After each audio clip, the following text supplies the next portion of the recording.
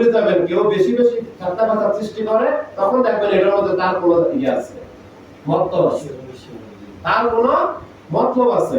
ডাল মে কুছ কালা है। এই জন্য মূল কথা হচ্ছে আপনি বেশি খোঁচাখুচি না করে নিজের দিকে তাকাতে হবে। কার দিকে? নিজের দিকে। নিজেকে তাকওয়া, নিজের তাকওয়া বানাতে হবে, নিজের আখলাক বানাতে হবে। আল্লাহ অন্য কোনো দিকে তাকাবে না, তাকাবে তোমার নিজের দিকে। কার দিকে?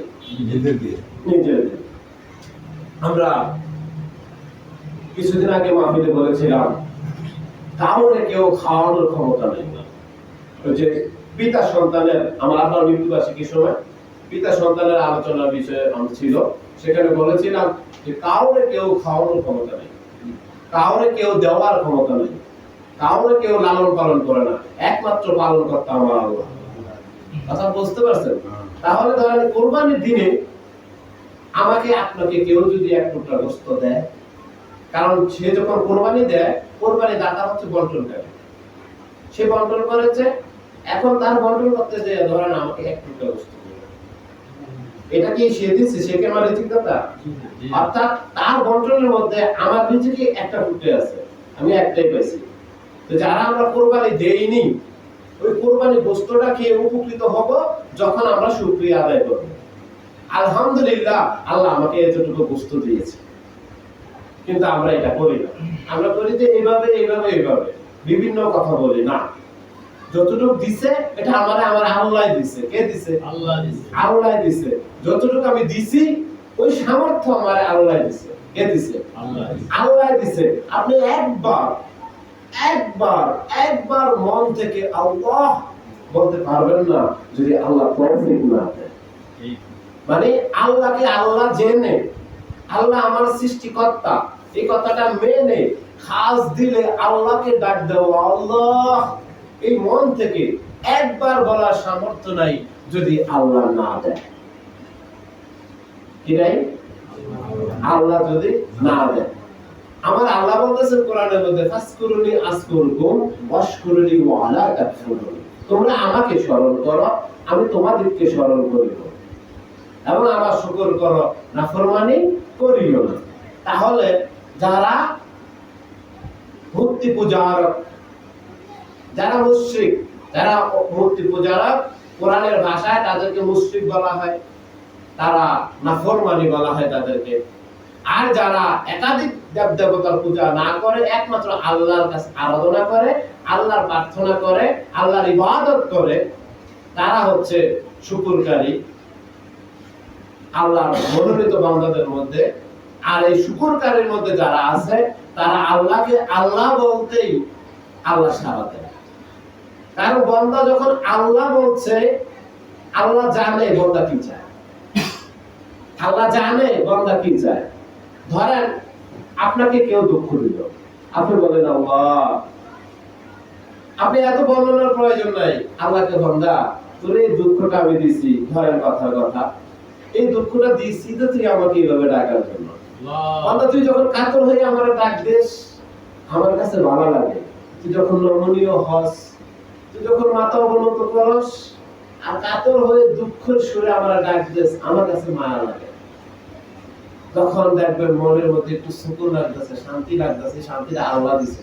তখন বলবেন আলহামদুলিল্লাহ, আল্লাহ তুমি খুশি হলে আমিও খুশি, তুমি খুশি হলে আমিও খুশি। কেন এত সমস্যা? বলেছি তো লা ইলাহা ইল্লাল্লাহ, কোন ইলাহ নাই, কোন মাবুদ নাই আল্লাহ ছাড়া। তারপরে যদি এত সমস্যা হয়, লা ইলাহা ইল্লাল্লাহ তো মূল্যই থাকে না। আত্মত্যাগ, তা আমরা কিভাবে আত্মত্যাগ করব? কিভাবে? আমরা সূরা কাউসার পড়ি না? সূরা কাউসার নামাজের মধ্যে পড়ি, কোরআন তেলাওয়াত পড়ি না? কোরআন তেলাওয়াত করি না? সূরা কাউসারের অর্থ কি আমরা জানি না? সূরা কাউসারের মধ্যে আল্লাহ বলতেছেন, নিশ্চয়ই আমি আপনাকে কাউসার দান করেছি। কাকে বলতেছেন? রাসূল সাল্লাল্লাহু আলাইহি ওয়াসাল্লাম। তারপর বলতেছেন, অতএব আপনার পালনকর্তার উদ্দেশ্যে নামাজ পড়ুন এবং কুরবানি করুন। কার উদ্দেশ্যে? আপনার পালনকর্তার উদ্দেশ্যে নামাজ পড়ুন এবং কুরবানি করুন। যে আপনার শত্রু, সে তো লেজ কাটা নির্বংশ। যে আপনার শত্রু, সে তো লেজ কাটা নির্বংশ। তবে কোরআন নাযিল হয়েছে যে রাসূলকে মানে, তার জন্য, সকল মানব এবং জিনের জন্য। তাহলে যদি আমার জন্য কোনো শত্রুতা আমি করে, আল্লাহ তো বলতেছে সেই রাশ কাটা বংশ, বলতেছে না? তাহলে আল্লাহ তো তাকে নিন্দা করতেছে, তা আমার নিন্দা করার দরকার আছে? হ্যাঁ, তা আমি কার উদ্দেশ্য করব? আল্লাহর উদ্দেশ্যে। কার উদ্দেশ্যে? আল্লাহর উদ্দেশ্যে। নামাজ আল্লাহর উদ্দেশ্যে, কুরবানি আল্লাহর উদ্দেশ্যে। তাহলে আমার প্রত্যেকটা কাজ হবে আল্লাহর উদ্দেশ্যে। তাই আমি যদি আমার অর্থ বা যে কোনো কিছু দিয়ে আল্লাহর রাস্তায় কাজ করি, অর্থ বলেন, শারীরিক বলেন, মানসিক বলেন, তারপরে যদি আমার মনে ব্যথা থাকে, কষ্ট থাকে, আমার এই কাজগুলো কি হবে? হবে তো হবে না। তাহলে আমার কষ্ট শেষ না?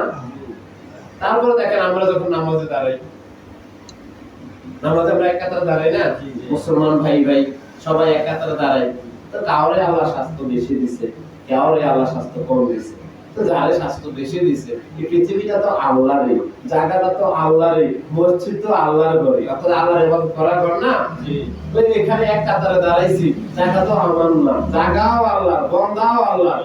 যদি আমার পাশে একটা স্বাস্থ্যবান মানুষ থাকে, তার জায়গা একটু বেশি লাগে, সে আমার দিকে একটু ঠেলা দেয়, আমি মনে মনে করি এই বেটা আরে আল্লাহ শক্তি দিছে, এই দিছে, সে দিছে, সে আমার ঠেলে, মনের ভিতরে একটা ক্ষোভ হয়।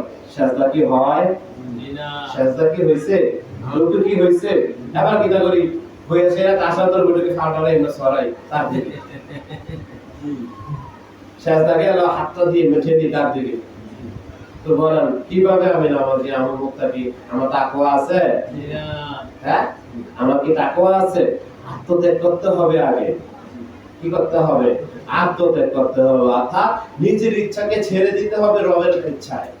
এটাকে বলে মুসলমান। যে রবের ইচ্ছার কাছে নিজের ইচ্ছা সমর্পণ করার নাম হচ্ছে মুসলমান। মুসলমান শব্দের অর্থই হচ্ছে নিজের ইচ্ছাকে আল্লাহর ইচ্ছায় সমর্পণ করে দেওয়া। মুসলমান শব্দের অর্থ কি? আল্লাহর কাছে নিজেকে সমর্পণ করে দিলাম, আল্লাহর কাছে নিজেকে সমর্পণ করে দিলাম। এটাকে বলে আত্মত্যাগ, অর্থাৎ আমাকে আমি ত্যাগ করে দিলাম। কি বললাম? আমাকে আমি ত্যাগ করে দিলাম। এই দেখো আমি আপনাদের প্র্যাকটিক্যাল যেগুলো বলতেছি, মসজিদে এমন হয় না? আসলে বলেন তো এগুলা কি আমরা মানুষের কাজ? মানুষের কাজ।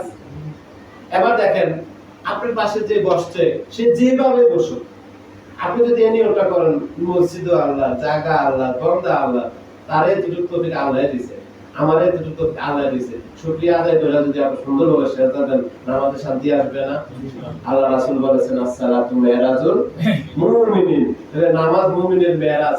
এখানে যাইও যদি আমরা মনের ভিতরে দ্বিধাদ্বন্দ্ব রাখি, কোনোকে এই করে কোনোকে এই করে, নামাজ তো হয় না, মেরাজও হইল না। মেরাজ হইল শয়তানের লগে, লা হাওলা ওয়ালা কুওয়াতা ইল্লা বিল্লাহ। তাহলে আমরা কি নামাজ